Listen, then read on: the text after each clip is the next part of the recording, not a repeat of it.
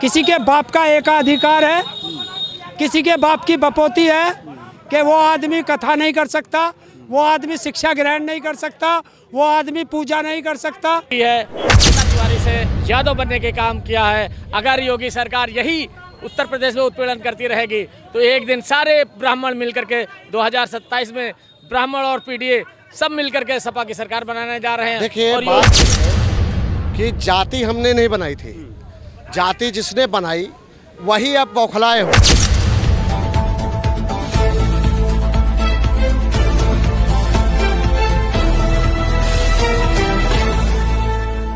Samajwadi party Akhilesh Yadav ने आज पीढ़ी को लेकर एक बैठक बुलाई थी। इटावा पे एक शर्मसार करने वाली घटना हुई है।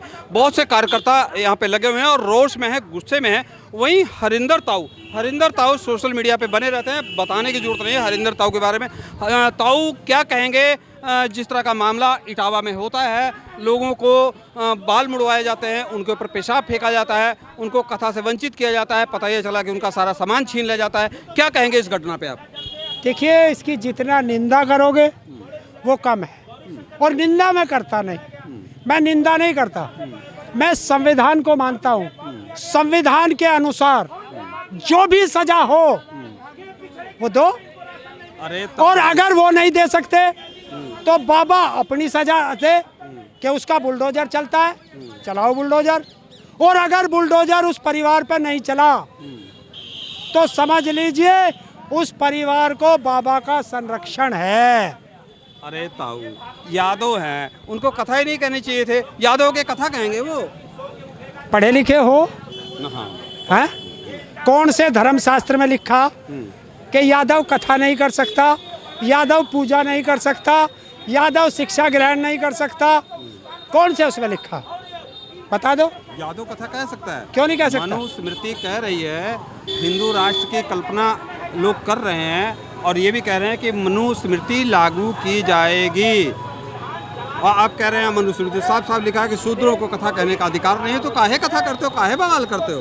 आप बताएंगे इस देश में संविधान लागू है या मनुस्मृति? भारतीय जनता पार्टी तो कह रही है यार, अगर गधा ढेचू करेगा तो आप भी ढेचू करोगे? बताओ। नहीं तो क्यों करने गए थे वहाँ? कथा नहीं करनी चाहिए थी, क्यों गए थे वहाँ पे? क्यों? किसी के बाप का एकाधिकार है, किसी के बाप की बपोती है कि वो आदमी कथा नहीं कर सकता, वो आदमी शिक्षा ग्रहण नहीं कर सकता, वो आदमी पूजा नहीं कर सकता। किसी का एकाधिकार है क्या? ब्राह्मणों का है, ब्राह्मणों बता रहे हैं लोग कि ब्राह्मणों का एकाधिकार यार, कथा भागवत पूजा अगर तेरे पास आकर के कोई गधे को ला कर के कहे कि ये घोड़ा है तो तुम भी घोड़ा मान लोगे? नहीं, हम तो नहीं मानेंगे। क्यों नहीं मानोगे? अरे हम कहेंगे कि हम कहेंगे सब लोग जो है उसे गधा कह रहे, घोड़ा कह रहे, तो तुम्हें भी घोड़ा कहना पड़ेगा। एससी ओबीसी जब मानता है तो वो माने, हम तो पढ़े लिखे, हम काहे मान लेंगे? और तो यही तो हम कह रहे कि ये देश संविधान से चलता है, मनुस्मृति से नहीं चलता। लेकिन तुम कह रहे हो भारतीय जनता पार्टी वाले नहीं मानते, वो कह रहे हैं देश मनुस्मृति से चलेगा। उनके बाप में दम है तो मनुस्मृति लागू कर दो, कहो संविधान खत्म कर रहे। एक तरफ तो बाबा साहब को पूजते हैं और दूसरी तरफ संविधान को जलाते हैं।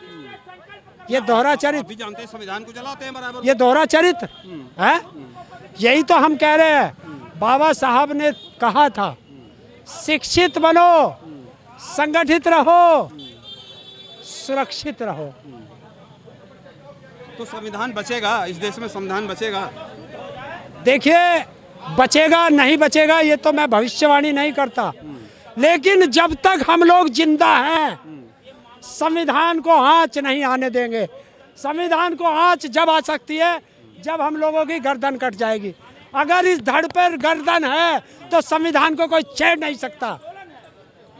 पक्का मनुस्मृति लागू नहीं होगी। मनुस्मृति इस देश में लागू नहीं होगी, और जिस दिन मनुस्मृति इस देश में लागू होगी तो इस देश में क्रांति आ जाएगी। क्रांति आ जाएगी? क्रांति आ जाएगी। अब क्यों नहीं आ रही क्रांति? वो क्या? तो लागू करने के पूरे मूड में है। कर नहीं सकते ना। मनुस्मृति जैसी स्थिति बनी हुई है ताऊ, देश में मनुस्मृति जैसी स्थिति बनी हुई है, और लागू करने में उनको कितनी देर लगेगी? करा के देख लो, करा के देख लो। मैं क्यों कराऊंगा? बस तो करके देख लो। सरकार उनकी औकात है, करा के देख लो। 2027 में क्या करने जा रहे हैं? है 2027 में देखिए, जनता है इस बार परिवर्तन की तरफ जनता जा रही है। मूड बना रखे, कोई नहीं रोकेगा, कोई नहीं रोकेगा। तख्त भी बदलेगा, ताज भी बदलेगा, और ये मनुस्मृति वालों का राज भी बदलेगा। देखिए ताऊ हैं, अब बुजुर्ग हैं, काफ़ी एनर्जी, गर्मी भी है, मुझे भी देख रहे होंगे आप लोग, पसीना पसीना हो चुका हूँ फिलहाल ज़्यादा। बार बार बुजुर्ग बुजुर्ग क्यों कहता है?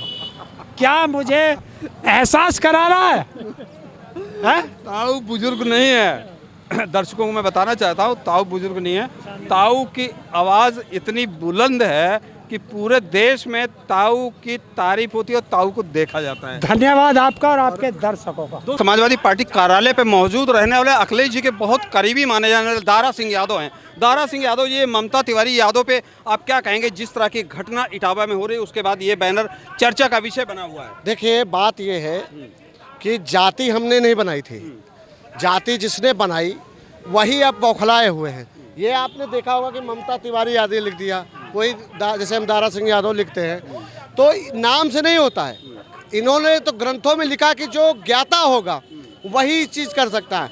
अब जब ज्ञाता हो गए, उससे भी उनका पेट फूल रहा है, तो कहीं ना कहीं ये लोग जो है पिछड़ा दलित को अपना मजदूर बना के रखना चाहते हैं, बंधुआ मजदूर जिसको बोलते हैं, और बाकी चंदा लेना चाहते हैं। मैं कहता हूं, जिनके पेटों में दर्द हो रहा है, कथावाचक नहीं बनते देखना चाहते पिछड़ा दलित को, तो हमारे चंदा को भी न स्वीकार करें, बहिष्कार कर दें, बोले कि मैं चंदा नहीं लूँगा। आप क्या कहना चाहेंगे इस पे?